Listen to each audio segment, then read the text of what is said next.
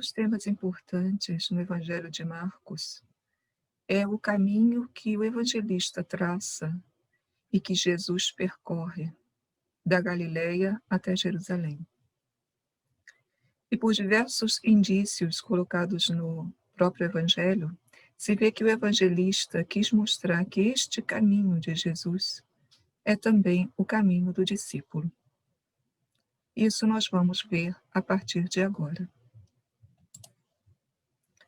É impressionante observar no Evangelho de Marcos como ele mostra, de um lado, Jesus poderoso. A primeira ação portentosa em Marcos é um exorcismo. Jesus, na sinagoga, exorciza um endemoniado. Logo depois vêm curas, e há muitas curas relatadas no Evangelho. Além desses dois pontos, feitos grandiosos, por exemplo, multiplicação de pães, caminhar sobre as águas,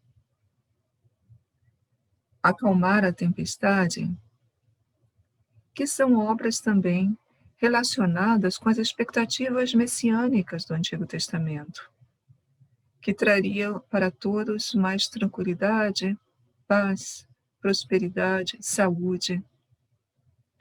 De um lado, então, Jesus poderoso, de outro, aparece também muito fortemente caracterizado no Evangelho de Marcos, a tendência de Jesus se subtrair à multidão. Depois dessas obras, Jesus vai para lugares distantes, ele se esconde ou exige silêncio, ninguém pode falar o que viu, o que aconteceu. Por que isso? É uma estratégia do evangelista, ele quer dizer alguma coisa. Alguns exemplos nós temos aqui, aparecem logo no início. Logo no início, no primeiro capítulo, quando Jesus está ainda iniciando o seu ministério público, há uma observação do evangelista que diz: eles se extasiavam com o seu ensino, pois ele lhes ensinava com poder, e não como os escribas. Às vezes nossas traduções trazem: ele lhes ensinava com autoridade. É esse o sentido. Mas a palavra usada, dynamis, significa poder, força. O que era esse poder, essa força que Jesus demonstrava em seu ensinamento? Não era falar mais forte, não era falar mais alto. Era a capacidade de convencer, era a autoridade moral com que ele ensinava. E o valor das suas palavras. Pouco depois, nós temos no Evangelho uma cura. Em seguida, muitos vêm procurar Jesus também para serem curados. E Jesus, de noite, sai, de madrugada ainda, e vai para um lugar, numa montanha, escondido, onde ele fica rezando. Os discípulos saem ao seu encontro, e aí vem essa observação aqui. Quando o acharam, disseram-lhe: todos te procuram. Ou seja, os discípulos querem que Jesus vá atender aquelas pessoas que vieram agora de manhã. Jesus, porém, responde: vamos a outros lugares, às aldeias da vizinhança, a fim de pregar também ali, pois foi para isso que eu vim. A gente tem aqui a ideia de Jesus que não se deixa levar pelo sucesso. Ele se subtrai à multidão, vai a outros lugares, a outras cidades. E ele diz: foi para isso que eu vim. É quase que uma palavra joanina, não é? Ainda não tem aquele peso do Evangelho de São João, que fala da preexistência do Verbo enviado pelo Pai, mas já se está preparando isso. Eu vim de onde?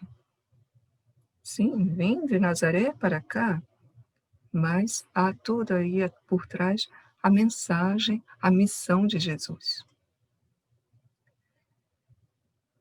No capítulo 5, nós temos a ressurreição daquela menina, não é?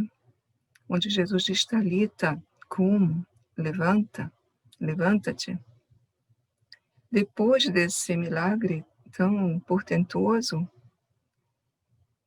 diz o evangelista, recomendou-lhes expressamente que ninguém viesse a saber do que tinham visto. Jesus não quer que isso se propague. Também no capítulo 7, ele cura um surdo que também não fala. Jesus lhes proibiu de contar o que acontecera. Quanto mais o proibia, tanto mais eles o proclamavam. Então nós vemos aqui um paradoxo. Parece que Jesus não quer ser conhecido. Como entender esse paradoxo? E aí nós vamos nos aproximando da mensagem do evangelista. No fundo, o Evangelho de Marcos está querendo desvendar para os seus leitores, os ouvintes, né, deste texto, quem é Jesus. E ele percebe, Jesus não é simplesmente esse que cura, esse curandeiro. Não é simplesmente alguém que faz coisas grandiosas. Ele tem algo a mais, que não é visto na primeira aparência. Por exemplo, no capítulo 2, depois daquele milagre do paralítico que é descido pelo teto da casa, né? A multidão exclama: nunca vimos coisa igual. Ou seja, que isto? Quem é este?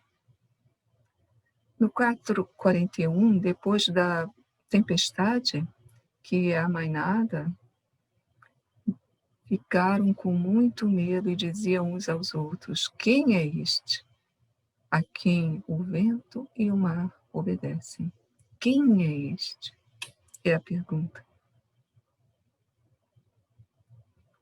Eles sabem quem é Jesus. Ele veio de Nazaré. Ele é o carpinteiro. Mas aqui tem algo a mais, algo escondido.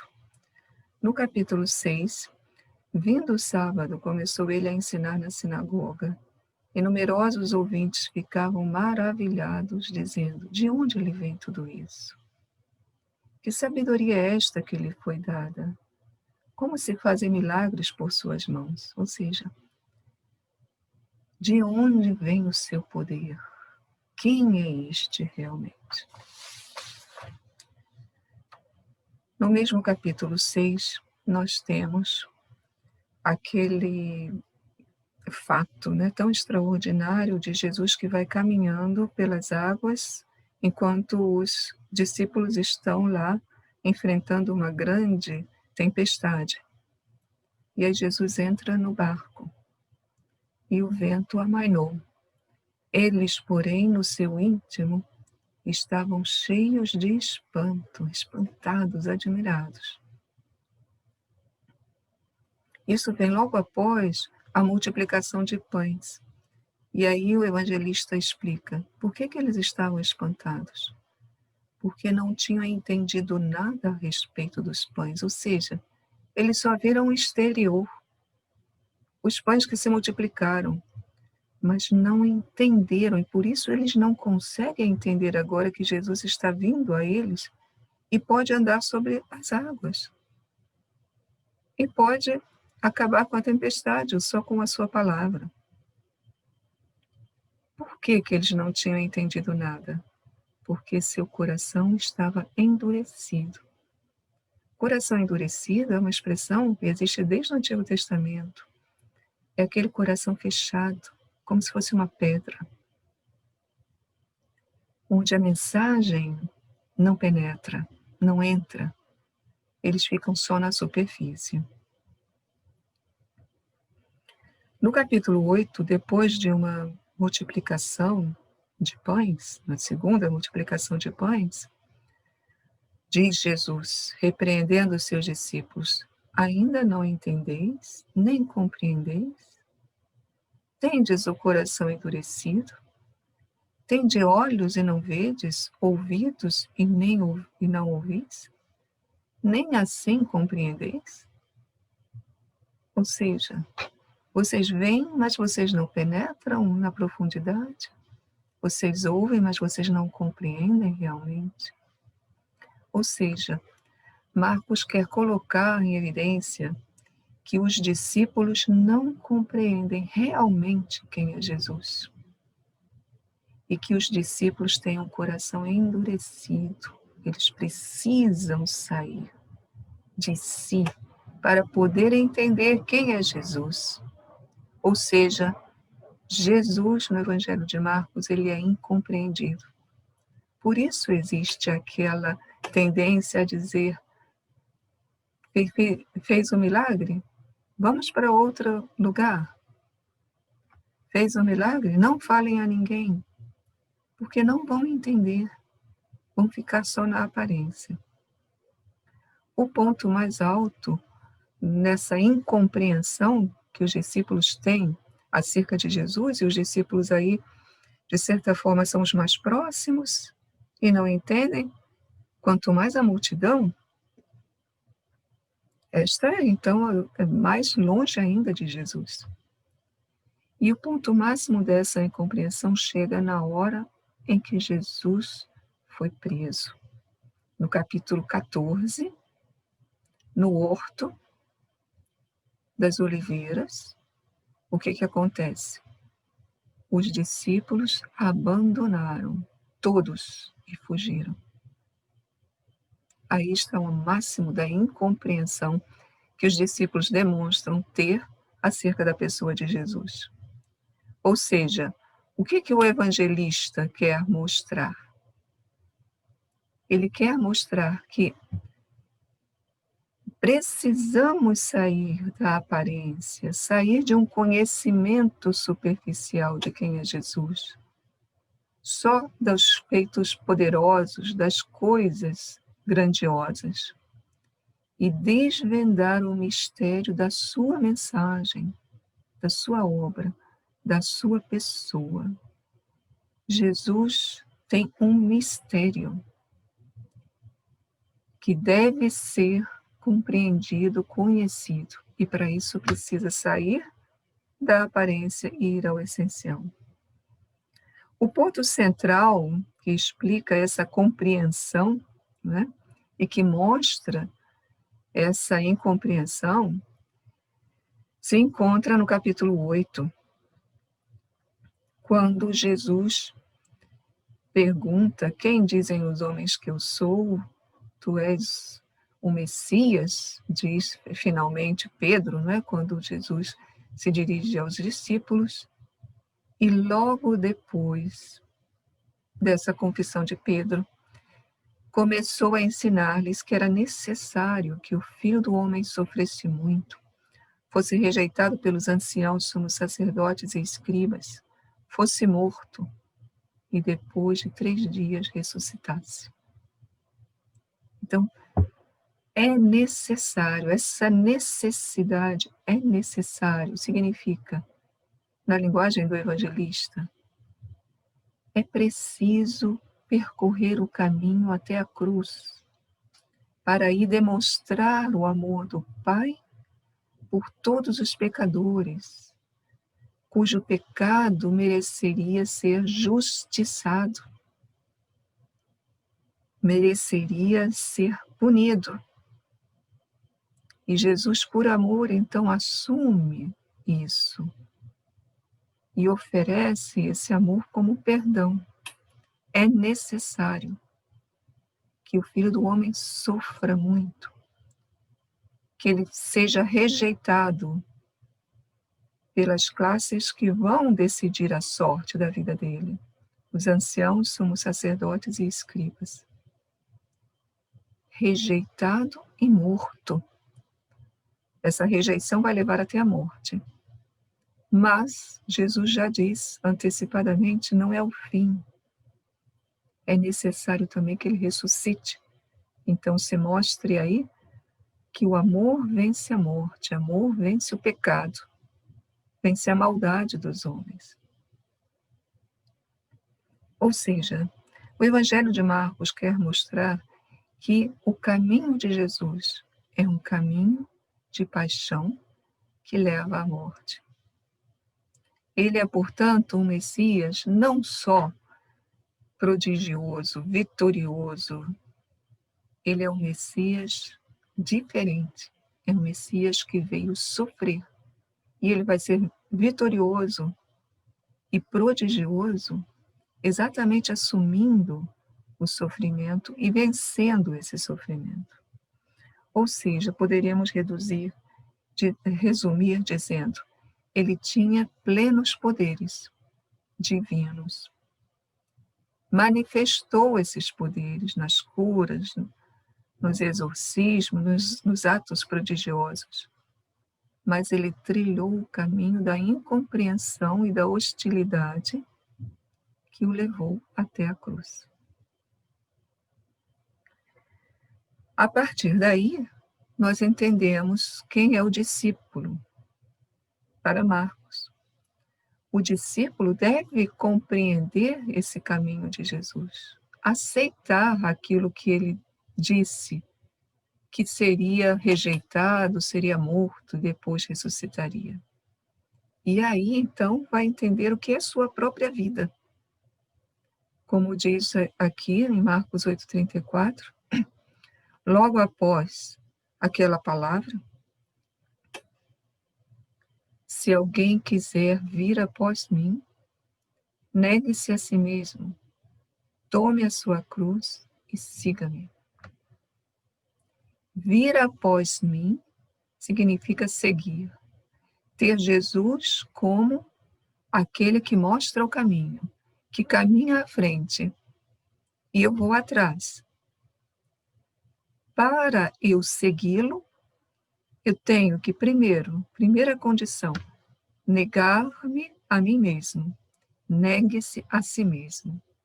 O que é negar-se a si mesmo? É deixar de lado os seus próprios projetos, renunciar a uma vida própria, onde eu escolho, eu mando, eu digo o que faço, o que não faço.